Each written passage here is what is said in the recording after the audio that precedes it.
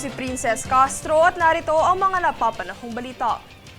Pinabulaanan ng Kamara na napagdesisyonan nilang simulan ang investigasyon ukol sa iligal na droga sa bansa ay dahil sa pagbitiw ni Vice President Sara Duterte sa gabinete. Ayon kay Pampanga Representative Aurelio Gonzales Jr. na nagsimula na ito noong taong 2023 pa kung saan siya'y namumuno sa Department of Education o DepEd. Paglilinaw pa ng ibang kongresista, gaya ni Deputy Speaker David Suarez, kung wala umanong kinalaman si VP Sara ay humarap siya sa Kongreso at dito ipahayag ang kanyang saloobin.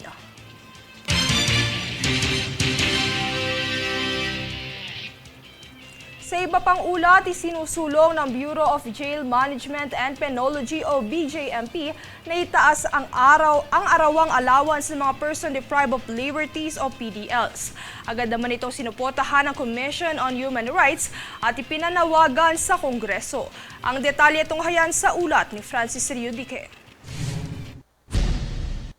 Sa kasalukuyan, 70 pesos ang daily food allowance ng mga person deprived of liberty o PDLs. Kabilang pa rito ang 15 pesos na nakalaan naman para sa gamot.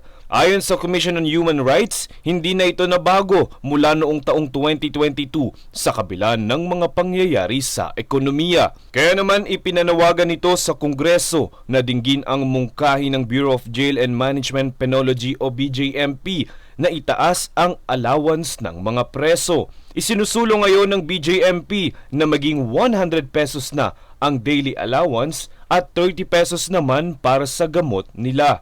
Ayon sa inilabas na statement ng Commission on Human Rights, dapat na dinggin ito ng Kongreso bilang pagrespeto at pagsaalang-alang ng kapakanan ng mga PDLs.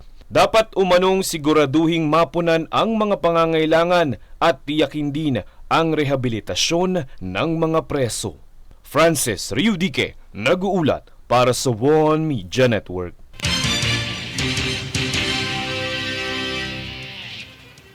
Isinaad kamakailan ni Department of Health o DOH Secretary Teodoro Herbosa ang pangako ng Kongreso na pondohan ang bagong Urgent Care and Ambulatory Service o Bukas Centers.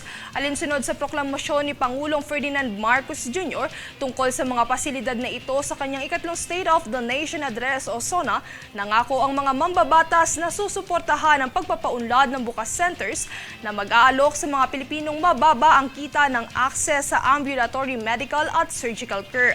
Dagdag pa ni Herbosa, tinutulungan ng mga lokal na pamahalaan at mga mambabatas ang kagawaran upang matiyak ang tagumpay ng proyekto ng Bukas. Kami ang boses ng pagbabago. Ako si Princess Castro at ito ang News Force. Sa ulo ng mga balita, ilang lugar na malapit sa Bulkang Taal nabalot ng fog. DFA nagbabala sa mga Pinoy sa Kenya bunsod ng monkeypox outbreak. Kamara nagpahayag na hindi pamumulitika ang pagsisiyasat ukol sa war on drugs. PCG nanindigang sakop ng Exclusive Economic Zone ng Pilipinas, ang Escoda Shoal. Higit 700 Pinoy sa Lebanon nais nang makauwi ng Pilipinas dahil sa tumitinding tensyon ng Israel at Hezbollah.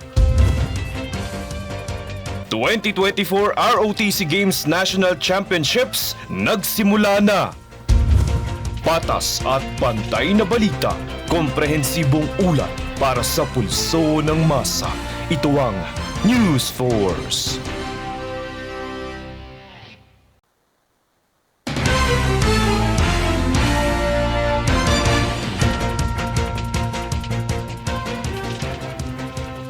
Ako si Princess Castro at narito ang mga napapanahong balita.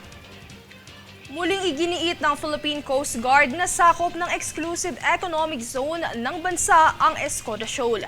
Ito ang paninindigan ng PCG kaugnay ng paghain ng protesta ng Chinese Foreign Ministry dahil sa presensya ng BRP Teresa Magbanwa sa Escoda Shoal. Ayon kay PCG spokesperson for the West Philippine Sea, Commodore J. Tariela, sakop ito ng EEZ ng Pilipinas ayon sa UNCLOS at 2016 arbitral ruling. Kaya naman anya may may karapatan ng Pilipinas na magsagawa ng operasyon sa loob ng Escoda Shoal.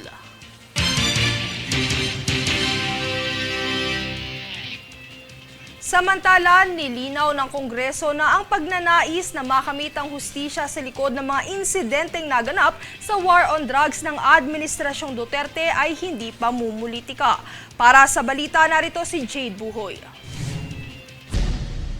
Nagpahayag ang Kamara na hindi umano pamumulitika ang pagnanais na makamit ang hustisya para sa mga biktima ng extrajudicial killing sa panahon ng war on drugs sa ilalim ng Administrasyong Duterte. Ayon kay Surigao del Norte 2nd District Representative Ace Barbers at iba pang kongresista na ang investigasyon ay layong malaman ang pinagmulan ng paglaganap ng iligal na gamot sa bansa. Ang tugon na ito ay mula sa paratang ni Senador Ronald Bato de la Rosa na pumumulitika umano ang investigasyong ito at isang paraan ng personal na politikal na interes. Kung saan ang senador ay dating hepe ng Philippine National Police o PNP at bahagi din ng programang Oplan Tokhang na umano'y pumaslang sa libu-libong akusadong sangkot sa iligal na droga sa bansa. Ayon pa kay Barbers, kinakailangan ang pag-uusig dito laban sa umano'y pang-aabuso at maling gawain ng mga pulis sa nakaraang kampanya. Paglilinaw pa ni Antipolo 2nd District Representative Romeo Acop, ginagampanan lamang nila ang kanilang tungkuling panatilihin ang kaayusan ng batas sa bansa at hindi upang protektahan o sirain ang isang administrasyon. Jade Buhoy, nag-uulat para sa One Media Network. Sa ilalim ng Taraba sa tutoring program ng Department of Social Welfare and Development o DSWD ay pinapamahagi na nito ang cash aid sa mga nagsilbing tagapagturo at benepisyaryo ng programa. Kabilang narito ang bahagi ng Central Visayas, Sorsogon at Bangsamoro Autonomous Region in Muslim Mindanao. Katumbas naman ang 20 reading at parenting sessions ang halaga ng kita na kanilang matatanggap kung saan nakabase rin ito sa regional minimum wage rate.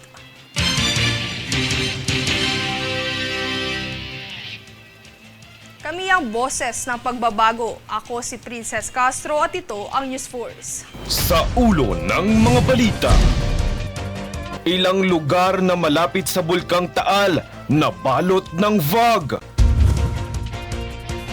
DFA nagbabala sa mga Pinoy sa Kenya bunsod ng monkeypox outbreak. Kamara nagpahayag na hindi pamumulitika ang pagsisiyasat ukol sa war on drugs. PCG nanindigang sakop ng Exclusive Economic Zone ng Pilipinas, ang Escoda Shoal. Higit 700 Pinoy sa Lebanon nais nang makauwi ng Pilipinas dahil sa tumitinding tensyon ng Israel at Hezbollah. 2024 ROTC Games National Championships nagsimula na. Patas at pantay na balita, komprehensibong ulat para sa pulso ng masa. Ito ang News Force.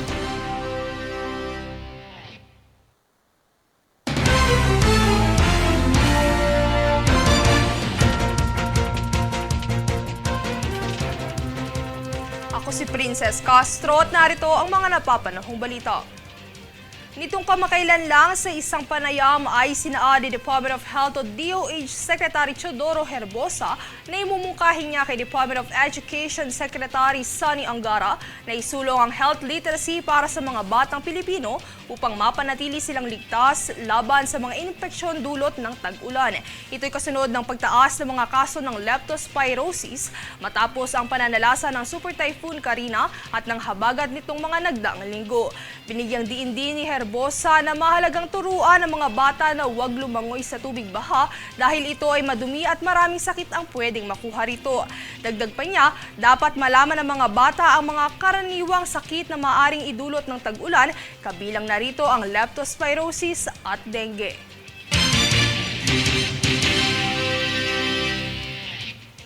Samantala, sumalakay ang puwersa ng BIR sa festival ng vape sa Las Piñas City nitong weekend kung saan nasamsam nila ang mga illegal na vape product na walang internal revenue stamps.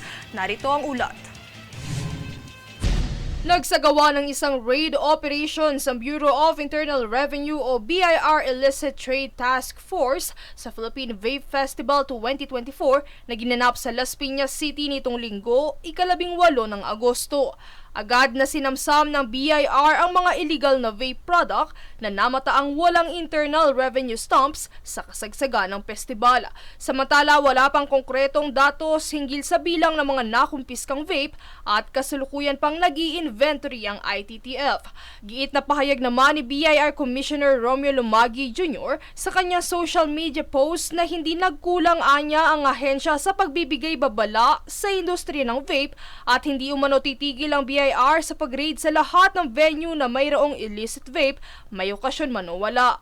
Diin pa niya, hahalughugin din umano ng ahensya ang mga pampublikong palengke at warehouses. At lahat ng mga hindi otorisado ay kakaharap sa criminal charges para sa kasong tax evasion. Kasunod nito, ang panawagan ng BIR sa lahat ng impormante, pribado man o pampubliko na isumbong ang anumang impormasyon tungkol sa mga lugar o kaganapan na may illegal na vape. Sa kabilang banda, patuloy naman ang pagkabahala ng ahensya sa paglaganap ng mga bentahan ng vape dahil madali itong mabili at ma-access ng mga kabataan. Princess Castro nag-uulat para sa One Media Network. Sa larong pampalakasan, umarangkada na ang National Championships ng 2024 ROTC Games sa Cavite State University sa Indang, Cavite nitong linggo na tatakbo hanggang ika-23 ng Agosto. Nagtipon-tipon ang mga kadete at atletang kwalipikado mula sa iba't ibang regional leg para sa pambansang kampyonato. Ilan sa mga kinatawan na atleta at kadete ay ang Armed Forces of the Philippines, Army, Navy at Air Force.